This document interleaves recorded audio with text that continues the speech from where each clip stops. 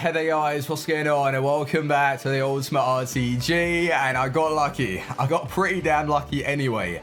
So you know how yesterday we were looking to do the base or mid icon, and I was reading through the comment section and the majority were like, full send, let's go. And a couple were thinking, all right, hold on, you're not really going to have much content going into Team of the Year. So that's why I put my foot down and I was suggesting that if we do decide to get this base or mid icon, the only way I'm going to do it is grinding the SBCs. I don't want to spend coins because we have 300,000 and that to a bit of trading on the side and our foot champ rewards, minimum 700k. And that's without packing something extreme or even doing that well with trading. Very close to our 1 million coin budget, and that's what we want for Team of the Year. So I went out on my way doing the individual SBCs, the ones that get dropped at 6 p.m, the 84 plus, the combi ball, the UCLs, and here are my live reactions. So they could do that. Seriously. Oh! Oh my god, thank god. Oh my god, it's a big keeper as well. Yes! Yes, so happy that I've packed him. Yes, that is actually huge. This is why we grind.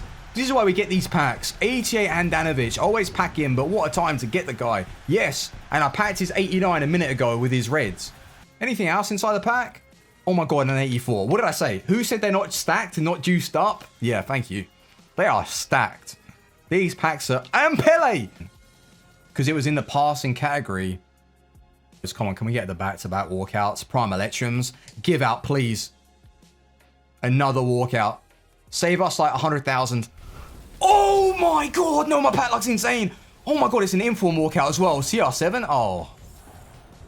CR7. That's still decent, but is that like my actual walkout? Oh. It's still good, you know what I mean? And we've got another one of these. I wouldn't mind pulling...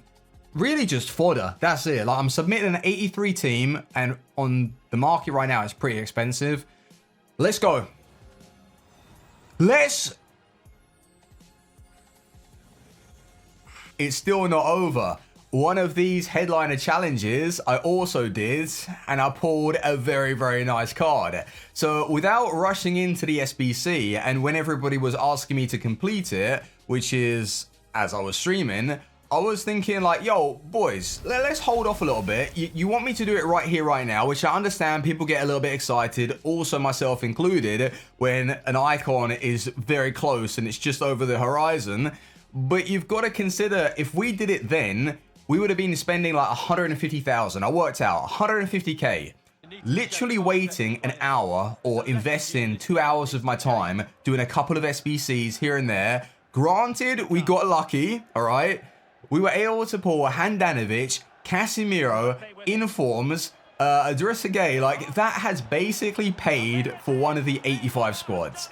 So, yes, I'm going to continue with a little bit of grinding. And in tomorrow's video, we should have the base or mid. And that doesn't take anything away from Team of the Year, because my idea was to have 1 million coins, like regardless of what we had at the club. It was just to have the coins, so then we can go and purchase upgrade packs if we wish to. We can buy fodder, we can just enjoy ourselves, and I've always been like that. And some would look at it like, oh, it's a bit of a waste, like 1 million coins, you could buy an icon, you could buy something else. Well, I also have a really, really nice team right now, and if we want to go and sell a couple of those players on to invest into what we want to do, I think we're fine. The club is in a very, very healthy position. And talk about the way we've been playing. On your screen, as always, I've got my weekly breakdown.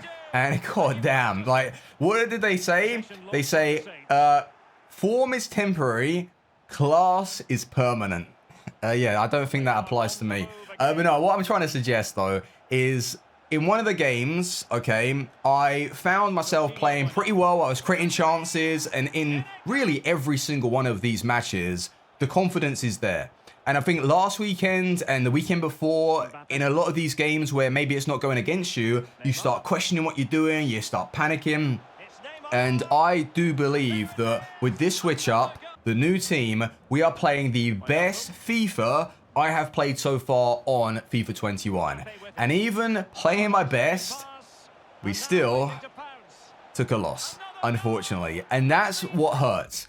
because in this game, I had really good chances with Neymar. And looking back at the clips, I've got to be honest, I think the angle of the shot, you'll know exactly what I mean because I'm against Pope, and that's why I left those misses in.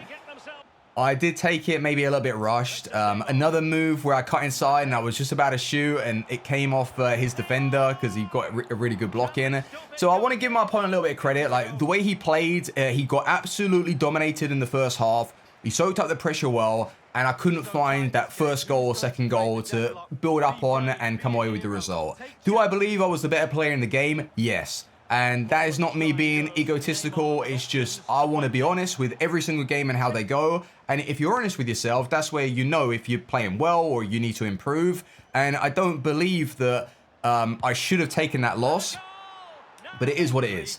And I didn't really let it affect me as much. Obviously, it hurt because I was thinking to myself, we've put in the grind during this week. We've learnt the 4-4-2. We're playing the best that we've ever played, and we still take those losses. And that's inevitable. Like, even some of the best players on the game are going to receive the losses. And it's how you bounce back from them.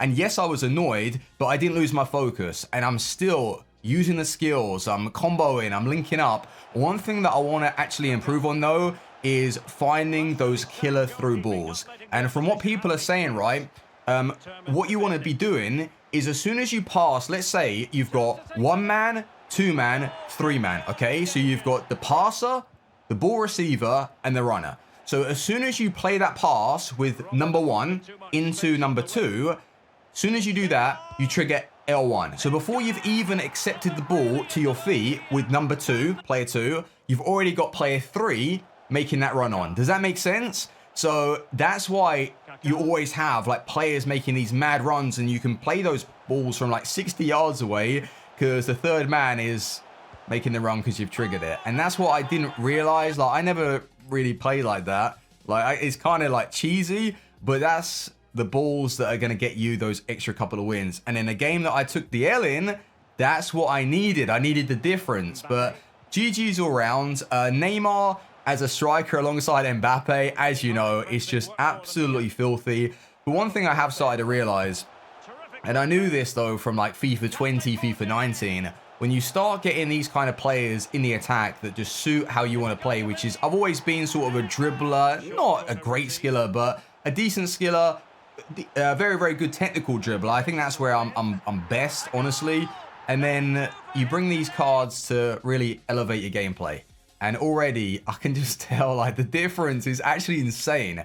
And Wijnaldum in the midfield, like pushing through and making those late runs, he is so nice. And Kaka as a left mid, I've got to say that sometimes he'll feel a bit clumsy, but for the most part, he's actually played really, really well. So I want to shout out Kaka, honestly. I want to shout him out. If I were to pack, I don't know, whoever from the base or mid tomorrow or later tonight, I don't know when I'm going to open it. If we do pack someone that is better than Kaka, obviously he's going to be dropped. But with what he provides, I like his speed. I don't mind his dribbling. His shooting, yeah, he's going to miss a couple. But I think as a left mid, it isn't as demanding. So when he drifts inside, he can get the goals. And I just think that he's all right. And as a left mid, push him out wide for the price, like 600k. I think there are better wingers to go for. But if you have also packed him from the base or mid, whatever icon SBC you've done, I think give him a chance and see what he's capable of. Now the defense has been, for the most part, really, really good. But with Virgil van Dijk, one of the goals that I had conceded in the loss, it was a through ball that I believed I defended it pretty well. Like, I had one guy in front of him, then I had a secondary man just chilling, then I also had Virgil like on top of Maradona ready to block it off. But the pass, I don't know if it was just really such a good pass or it was Maradona being OP. But it's a goal that I found to be really, really odd, and you would have already seen it. And I looked at it back in the clips, and I thought, should I have defended that or not? I didn't know. And that's Virgil, right? And I would have to defend Virgil van Dijk because he has been awesome for me, and he gets a lot of criticism on the game. And I just don't believe that should be the case. Obviously, he doesn't move as good as other defenders on the game, but his team of the year, 100% I'll be interested in. So if I packed him, I'd absolutely love it. But also, there's going to be a Team of the Year Sergio Ramos. So although we have put together one of the best defenses on the game, I think the two centre-backs, it's something where Varane will obviously stay, and alongside him, we're going to look to maybe beef that up with someone that has better agility, a little bit faster, maybe more commanding and demanding. So an upgrade to Virgil, which would obviously be the Team of the Year. But if we don't go for that and we get like a Ramos or whoever is in the Team of the Year lineup, because it's community voted, God knows what's going to happen. Maybe even like Ramos and Virgil, the two main guys that deserve it, might not even get in. It's unlikely, but you just don't know. So with the teams that I've faced, some of them have been insane. Like the game that you're seeing right now, Eusebio, oh no. This card is terrifying. And that's another reason why I don't mind doing the base or mid, because if I pull the base Eusebio, the way he like screws up your defenders and he glides across the pitch, he basically floats.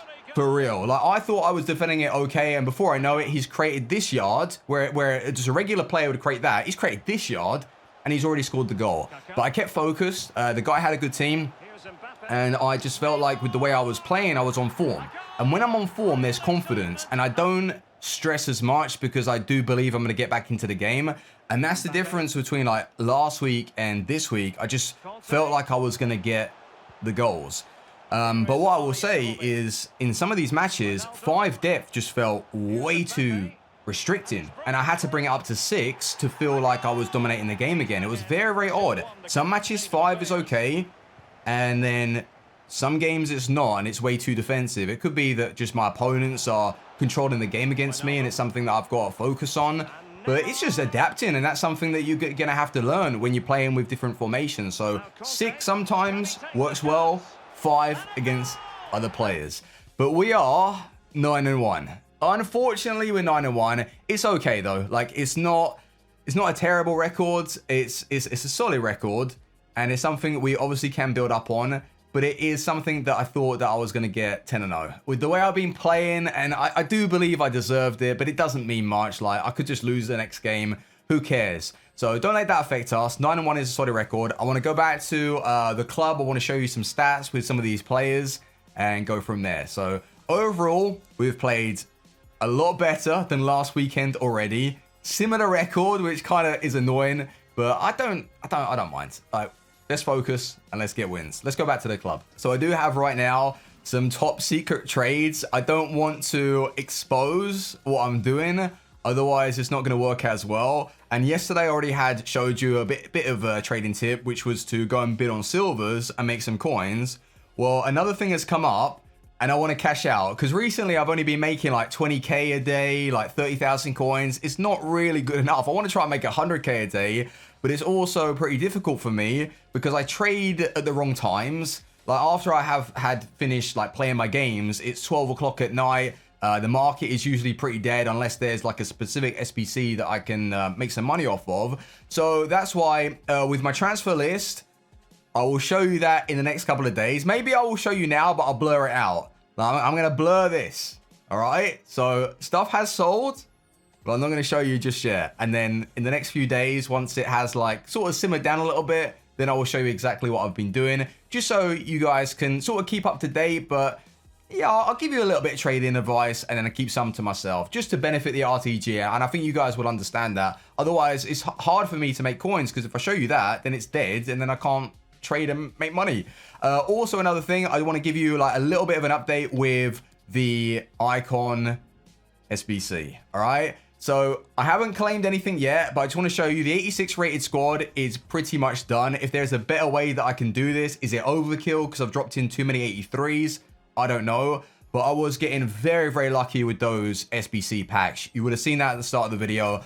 Back-to-back walkouts out of like rare election player packs. And I was thinking, no, this is definitely a sign. You've given me Handanovic, Casemiro. I also did another random 82 plus off stream, and it was Ziyech. Look at that, 85. And that was also a walkout, and I was getting excited because it was a UCL card. It was blue, and I was feeling something massive. But 85 I'll still take. So we are very, very close to completing this. Obviously, it's a little bit difficult because it's asking for 70 chem.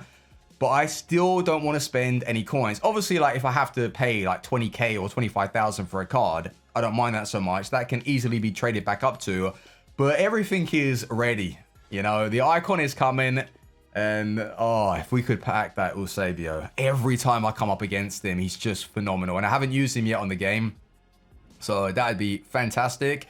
But the team, like I have mentioned, no real changes. Robin has been unbelievable. He's getting better. I don't know why. I don't know. Maybe I got used to his dribbling and stuff, but the step-overs, the overs, the elasticos, everything with this card is just fantastic. And I didn't believe I'd enjoy him as much because he has a 2-star weak foot, but he's pretty damn meta. Like, has the meta just instantly, like, shifted or something? Like, what's going on? Usually I'd swear by getting a 4-star weak foot player in, but maybe someone as good as him on the ball, you don't really need it because he's just shifting quickly and snappy shots, hard to dispossess because of his strength and the composure. Neymar, 24 games, 31 goals, 13 assists, and then more than a goal a game for Mbappe. Like, this team has been ticking. 27, 18, 19, not bad. Considering we have pushed him out wide. Wijnaldum getting quite a few goals and a lot of assists in this 4-4-2. I think that is his best position on the game. I remember at the start, I had him in that 4-4-2, his regular card, and he would chip in with a lot of goals. I try and play him as a CDM in like a 4-2-3-1, and it doesn't work as well. So 4-4-2, CDM or center mid for Wijnaldum, you're gonna see what he's about. Like, he's such a good card. But thank you very much for watching. Leave a like. I'll see you guys tomorrow. You know what's coming. Base or mid icon, most likely. But thank you, and yeah, take care. See you on the next one. Team out. Peace.